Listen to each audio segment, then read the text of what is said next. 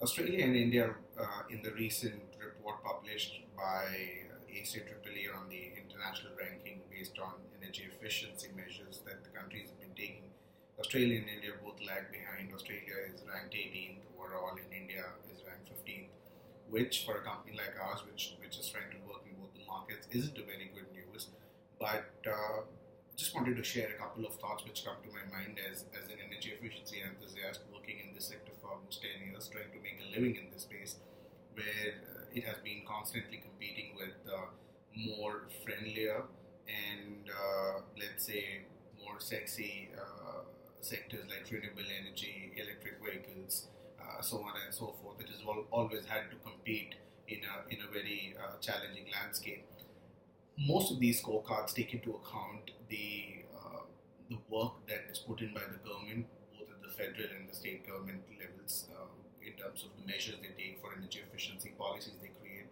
I think a lot of things is discarded in terms of what's happening on the ground in terms of innovation. What is a lot of startups and emerging companies are doing to make things change as the sector is concerned. So I think that is perhaps missing in such reports, but that is in no way to take away what the outcome of these reports is. It's a very good indication of where the countries and economies are heading towards the way they look at energy efficiency. But as far as a company like ours and a number of other startups who are trying to make a difference in the energy efficiency space, trying to give it a different dimension, leveraging emerging technologies, digitalization, data analytics, so on and so forth, for us it becomes an immense opportunity to know that even after, with so much years of effort, so many years of effort that have been put in, policies in place for ages, we're still not there. And that means there's a tremendous opportunity for all of us to come together and make a difference.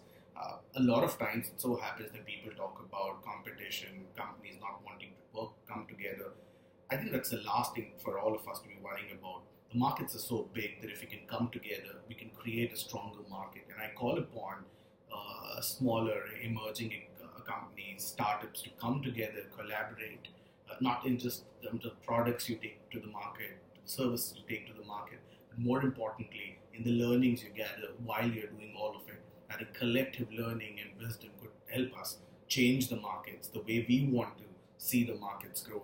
Otherwise, it's probably going to be the same. We cannot and should not leave everything to be taken up by the governments. Practically, it isn't possible.